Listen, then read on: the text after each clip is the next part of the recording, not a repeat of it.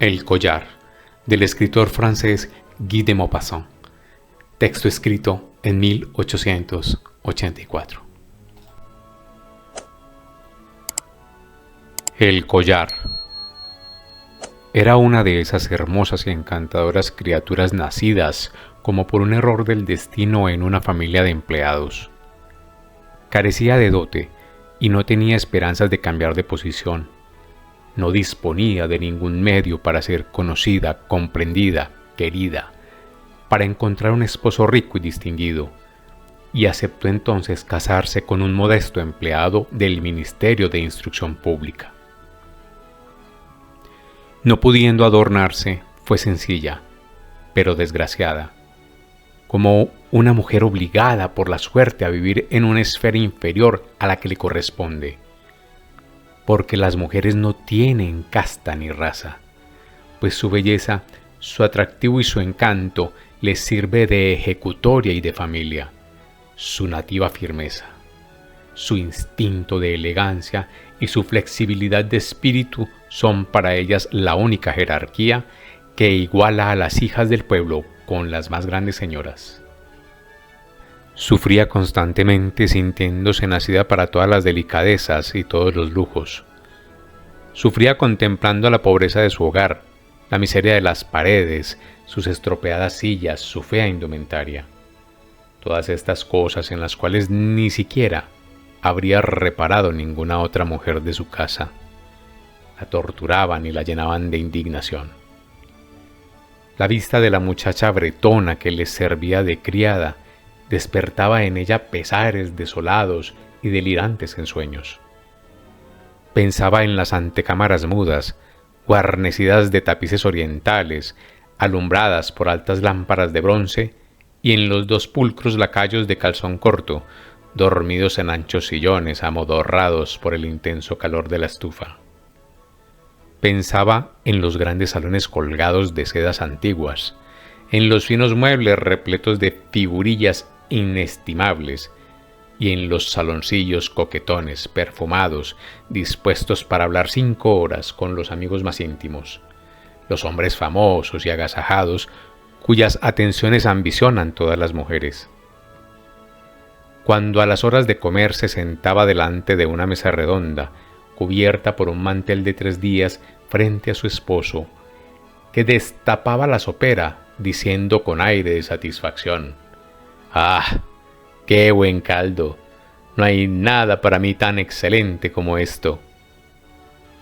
Pensaba en las comidas delicadas, en los servicios de plata resplandecientes, en los tapices que cubren las paredes con personajes antiguos y aves extrañas dentro de un bosque fantástico. Pensaba en los exquisitos y selectos manjares ofrecidos en fuentes maravillosas, a las galanterías murmuradas y escuchadas con sonrisa de esfinge, al tiempo que se paladea la sonrosada carne de una trucha o un alón de faisán. No poseía galas femeninas ni una joya, nada absolutamente, y solo aquello de que carecía le gustaba. No se sentía formada sino por aquellos goces imposibles. ¿Cuánto habría dado por agradar, ser envidiada, ser atractiva y asediada?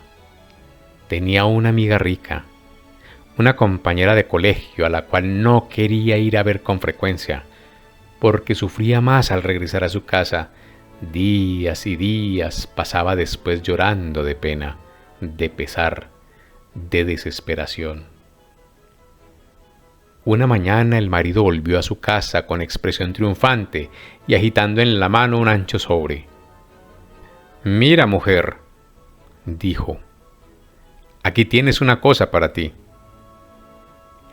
Ella rompió vivamente la envoltura y sacó un pliego impreso que decía: «El ministro de Instrucción Pública y señora ruegan al señor y la señora de Loisel les hagan el honor de pasar la velada del lunes 18 de enero en el hotel del ministerio». En lugar de enloquecer de alegría, como pensaba su esposo, tiró la invitación sobre la mesa, murmurando con desprecio: «¿Qué haré yo con esto?». Creí, mujercita mía, que con ello te procuraba una gran satisfacción. Sales tan poco, y es tan oportuna la ocasión que hoy se te presenta. Te advierto que me ha costado bastante trabajo obtener esta invitación. Todos las buscan, las persiguen, son muy solicitadas y se reparten pocas entre los empleados. Verás allí a todo el mundo oficial. Clavando en su esposo una mirada llena de angustia, le dijo con impaciencia: ¿Qué quieres que me ponga para ir allá? No se había preocupado él de semejante cosa y balbuceó: Pues el traje que llevas cuando vamos al teatro me parece muy bonito. Se calló, estupefacto, atontado. Viendo que su mujer lloraba, 2 gruesas lágrimas se desprendían de sus ojos lentamente, para rodar por sus mejillas. El hombre murmuró: ¿Qué te sucede? Pero, ¿qué te sucede? Mas ella, valientemente, haciendo un esfuerzo, había vencido su pena y respondió con tranquila voz, enjugando sus húmedas mejillas: Nada. Que no tengo vestido para ir a esa fiesta. Da la invitación a cualquier otro colega cuya mujer se encuentre mejor provista de ropa que yo. Él estaba desolado y dijo: Vamos a ver, Matilde, ¿cuánto te costaría un traje decente que pudieras vestir en otras ocasiones? Un traje sencillito. Ella meditó unos segundos haciendo sus cuentas y pensando a sí mismo en la suma que podía pedir sin provocar una negativa rotunda y una exclamación de asombro del empleadillo.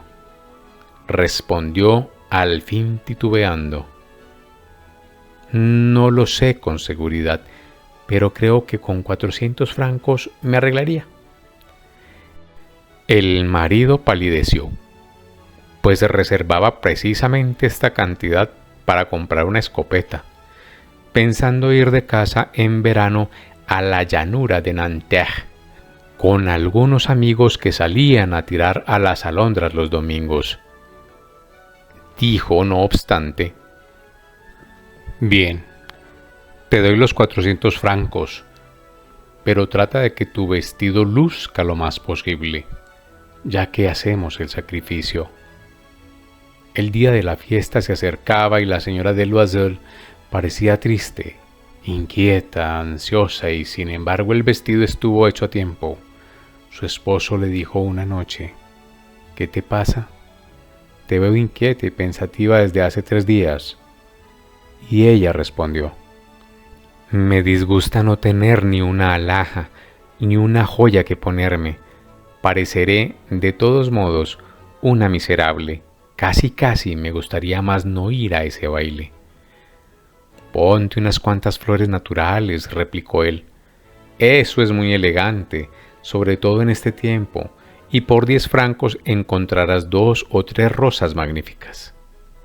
Ella no quería convencerse. No hay nada tan humillante como parecer una pobre en medio de mujeres ricas.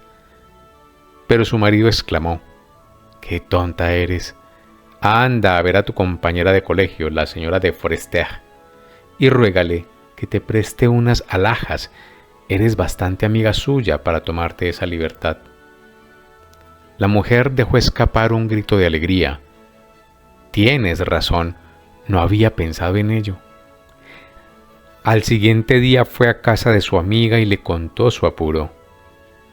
La señora de Forestier fue a un armario de espejo, cogió un cofrecillo, lo sacó, lo abrió y dijo a la señora de Loisel: Escoge, querida. Primero dio brazaletes, luego un collar de perlas, luego una cruz veneciana de oro y pedrería primorosamente construida. Se probaba aquellas joyas ante el espejo vacilando, no pudiendo decidirse a abandonarlas o a devolverlas. Preguntaba sin cesar: ¿No tienes ninguna otra? Sí, mujer. Dime qué quieres, no sé lo que a ti te agradaría. de repente descubrió en una caja de raso negro un soberbio collar de brillantes y su corazón empezó a latir de un modo inmoderado. Sus manos temblaron al tomarlo, se lo puso, rodeando con él su cuello, y permaneció en éxtasis contemplando su imagen. Luego preguntó vacilante, llena de angustia: ¿quieres prestármelo?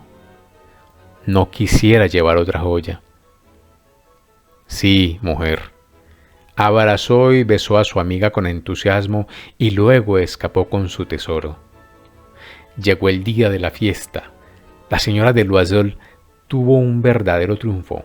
Era más bonita que las otras y estaba elegante, graciosa, sonriente y loca de alegría.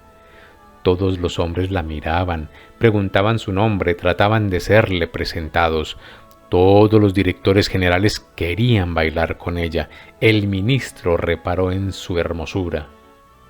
Ella bailaba con embriaguez, con pasión, inundada de alegría, no pensando ya en nada más que en el triunfo de su belleza, en la gloria de aquel triunfo, en una especie de dicha formada por todos los homenajes que recibía, por todas las admiraciones, por todos los deseos despertados, por una victoria tan completa y tan dulce para un alma de mujer. Se fue hacia las 4 de la madrugada. Su marido, desde medianoche, dormía en un saloncito vacío junto con otros 3 caballeros, cuyas mujeres se divertían mucho. Él le echó sobre los hombros el abrigo que había llevado para la salida, modesto abrigo de vestir ordinario, cuya pobreza contrastaba extremadamente con la elegancia del traje de baile. Ella lo sintió y quiso huir, para no ser vista por las otras mujeres que se envolvían en ricas pieles. Loisel la retuvo diciendo: «Espera, mujer, vas a resfriarte a la salida. Iré a buscar un coche». Pero ella no le oía y bajó rápidamente la escalera. Cuando estuvieron en la calle no encontraron coche y se pusieron a buscar dando voces a los coches que veían pasar a lo lejos. Anduvieron hacia el Sena desesperados, tiritando.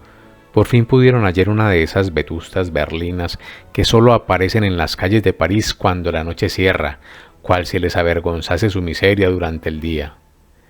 Los llevó hasta la puerta de su casa, situada en la calle de los Mártires, y entraron tristemente en el portal. Pensaba el hombre, apesadumbrado, en que a las 10 había de ir a la oficina. La mujer se quitó el abrigo que llevaba echado sobre los hombros, delante del espejo, a fin de contemplarse aún una vez más ricamente alhajada. Pero de repente dejó escapar un grito. Su esposo, ya medio desnudo, le preguntó: «¿Qué tienes?». Ella se volvió hacia él, acongojada. Tengo, balbuceó. «No me encuentro el collar de la señora Forestier». Él se irguió sobrecogido. ¿Cómo? No es posible. Y buscaron entre los adornos del traje, en los pliegues del abrigo, en los bolsillos, en todas partes. No lo encontraron. Él preguntaba: «¿Estás segura de que lo llevabas al salir del baile?». «Sí, lo toqué al cruzar el vestíbulo del ministerio». «Pero si lo hubieras perdido en la calle lo habríamos oído caer». «Debe estar en el coche». «Sí, es probable». «¿Te fijaste qué número tenía?». «No». «¿Y tú? ¿No lo miraste?». «No». Se contemplaron aterrados. Loisel se vistió por fin. «Voy», dijo, «a recorrer a pie todo el camino que hemos hecho, a ver si por casualidad lo encuentro». Y salió. Ella permaneció en el traje de baile, sin fuerzas para irse a la cama, desplomada en una silla sin lumbre, casi helada, sin ideas, casi estúpida. Su marido volvió hacia las 7, no había encontrado nada. Fue a la prefectura de policía, a las redacciones de los periódicos para publicar un anuncio ofreciendo una gratificación por el hallazgo. Fue a las oficinas de las empresas de coches, a todas partes donde podía ofrecérsele alguna esperanza. Ella le aguardó todo el día, con el mismo abatimiento desesperado ante aquel horrible desastre. Loisel regresó por la noche con el rostro demacrado, pálido. No había podido averiguar nada. Es menester, dijo, que escribas a tu amiga enterándola de que has roto el broche de su collar y que lo has dado a componer. Así ganaremos tiempo. Ella escribió lo que su marido le decía. Al cabo de una semana perdieron hasta la última esperanza. Y Loisel, envejecido por aquel desastre, como si de pronto le hubieran echado encima 5 años, manifestó: es necesario hacer lo posible por reemplazar esa alhaja por otra semejante. Al día siguiente llevaron el estuche del collar a casa del joyero cuyo nombre se leía en su interior. El comerciante, después de consultar sus libros, respondió: señora, no salió de mi casa collar alguno en este estuche que vendí vacío para complacer a una cliente. Anduvieron de joyería en joyería buscando una alhaja semejante a la perdida, recordándola, describiéndola, tristes y angustiosos. Encontraron en una tienda del Palais Royal un collar de brillantes que les pareció idéntico al que buscaban.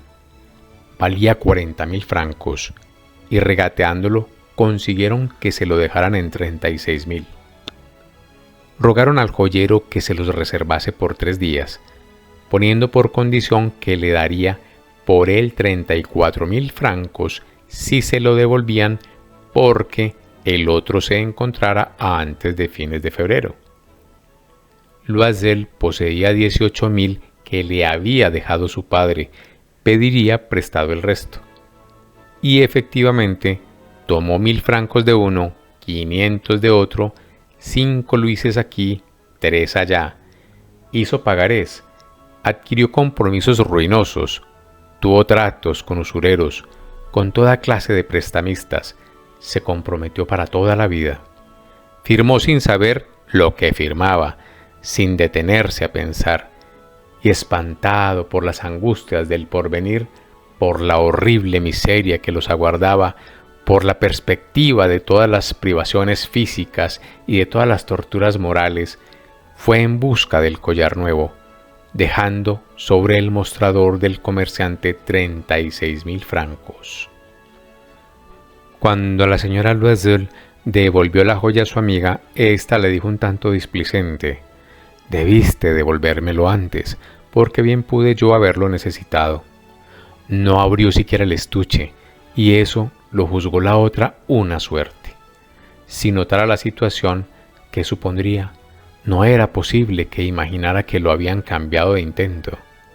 La señora de Loisel conoció la vida horrible de los menesterosos. Tuvo energía para adoptar una resolución inmediata y heroica. Era necesario devolver aquel dinero que debían. Despidieron a la criada, buscaron una habitación más económica, una buhardilla. Conoció los duros trabajos de la casa, las odiosas tareas de la cocina, fregó los platos, desgastando sus uñitas sonrosadas sobre los pucheros grasientos y en el fondo de las cacerolas.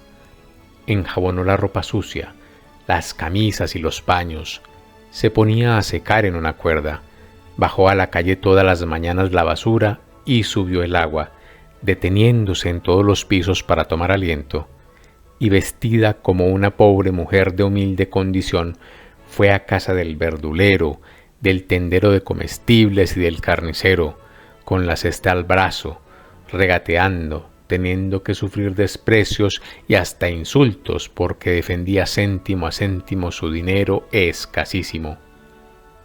Era necesario mensualmente recoger unos pagarés, renovar otros, ganar tiempo. El marido se ocupaba por las noches de poner en limpio las cuentas de un comerciante y a veces escribía a 25 céntimos la hoja. Y vivieron así 10 años. Al cabo de dicho tiempo lo habían ya pagado todo. Todo, capital e intereses, multiplicados por las renovaciones usurarias. La señora Loisel parecía entonces una vieja, se había transformado en la mujer fuerte, dura y ruda de las familias pobres, mal peinada, con las faldas torcidas y rojas las manos, hablaba en voz alta, fregaba los suelos con agua fría. Pero a veces, cuando su marido estaba en el ministerio, se sentaba junto a la ventana, pensando en aquella fiesta de otro tiempo, en aquel baile donde lució tanto y donde fue tan festejada. ¿Cuál sería su fortuna, su estado al presente si no hubiera perdido el collar? ¿Quién sabe? ¿Quién sabe? ¿Qué mudanzas tan singulares ofrece la vida, que poco hace falta para perderse o para salvarse? Un domingo, habiendo ido a dar un paseo por los Campos Elíseos para descansar de las fatigas de la semana, reparó de pronto en una señora que pasaba con un niño cogido de la mano. Era su antigua compañera de colegio, siempre joven, hermosa, siempre y siempre seductora. La Deloiselle sintió un escalofrío. ¿Se decidiría a detenerla y saludarla? ¿Por qué no? Habiendo pagado ya todo, podía confesar casi con orgullo su desdicha. Se puso frente a ella y dijo: «Buenos días, Juana». La otra no la reconoció, admirándose de verse tan familiarmente tratada por aquella infeliz, balbuceó: «Pero, señora, no sé, usted debe de confundirse». «No, soy Mathilde Loisel». Su amiga lanzó un grito de sorpresa. «¡Oh, mi pobre Mathilde! ¡Qué cambiada estás!». «Sí, muy malos días he pasado desde que no te veo, y además bastantes miserias, todo por ti». «¿Por mí? ¿Cómo es eso?». «¿Recuerdas aquel collar de brillantes que me prestaste para ir al baile del ministerio?». «Sí, pero... pues bien, lo perdí». «¿Cómo?». «Si me lo devolviste». «Te devolví otro semejante, y hemos tenido que sacrificarnos 10 años para pagarlo. Comprenderás que representaba una fortuna para nosotros, que solo teníamos el sueldo. En fin, a lo hecho pecho, y estoy muy satisfecha». La señora de Forestier se había detenido. «¿Dices que compraste un collar de brillantes para sustituir el mío?». «Sí, no lo habrías notado, casi eran idénticos». Y al decir esto, sonreía orgullosa de su noble sencillez. La señora de Forestier, sumamente impresionada, le cogió ambas manos. «Oh, mi pobre Mathilde, pero si el collar que yo te presté era de piedras falsas, valía 500 francos a lo sumo». Fin.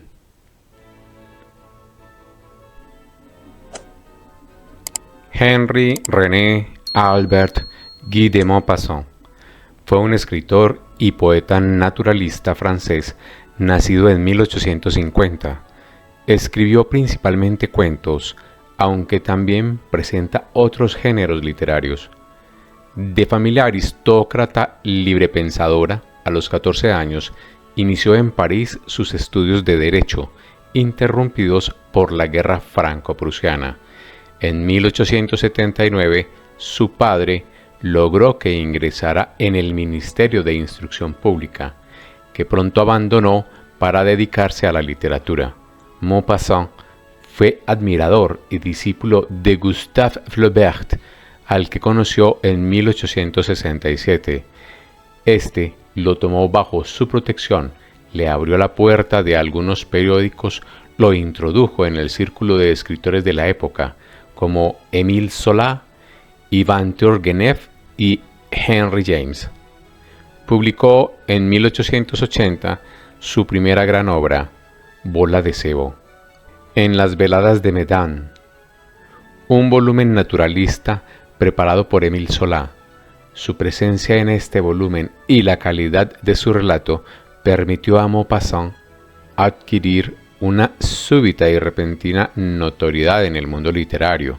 Sus temas favoritos eran los campesinos normandos, los pequeños burgueses, la mediocridad de los funcionarios, la guerra franco-prusiana en 1870, las aventuras amorosas o las alucinaciones de la locura. De vida díscola y sexualmente promiscuo, jamás se le conoció un amor verdadero.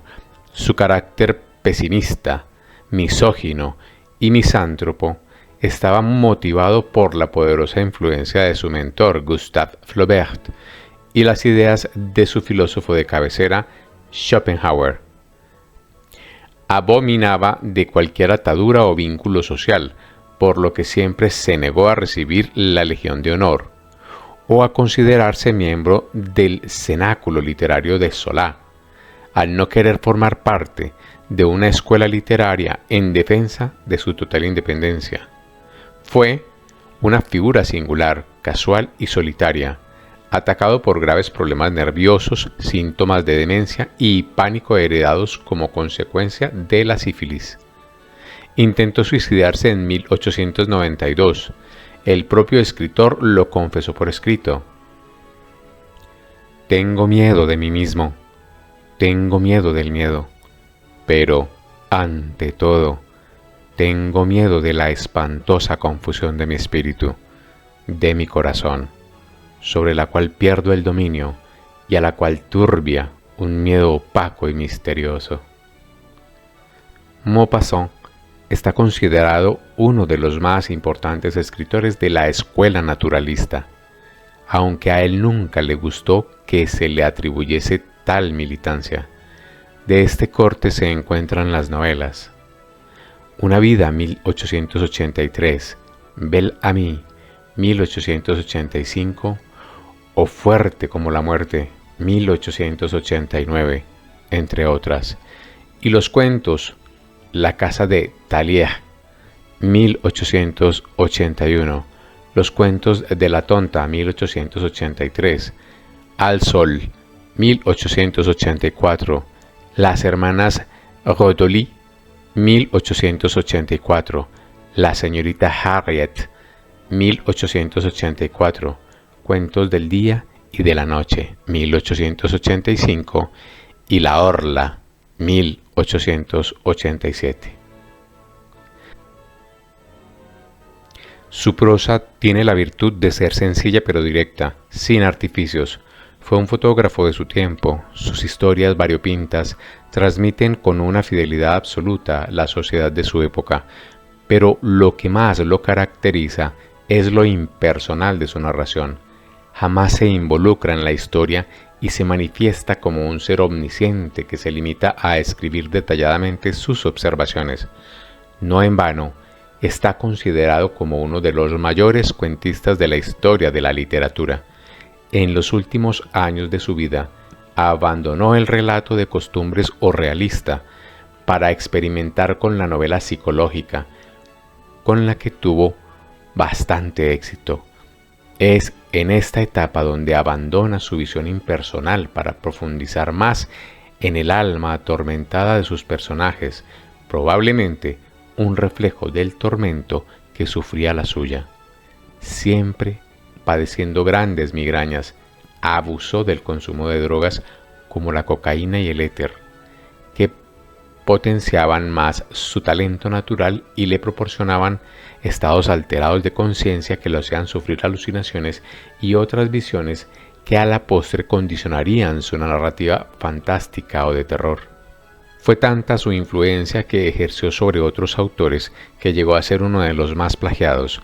Era admirado por Chekhov, León Tolstoy, Horacio Quiroga.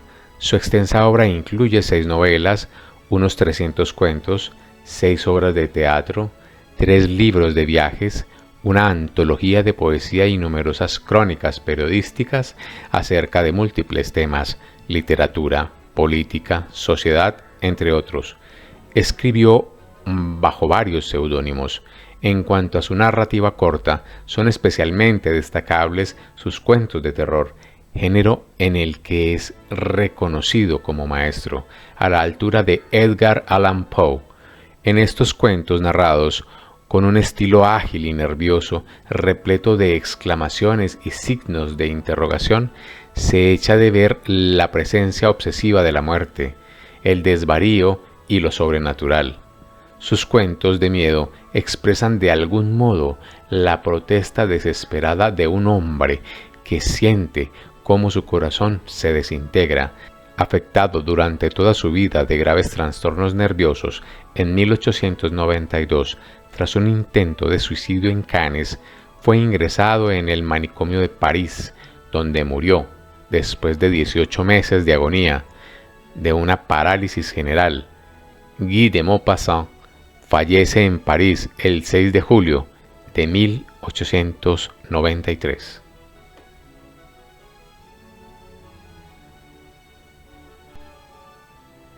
Gracias por escuchar.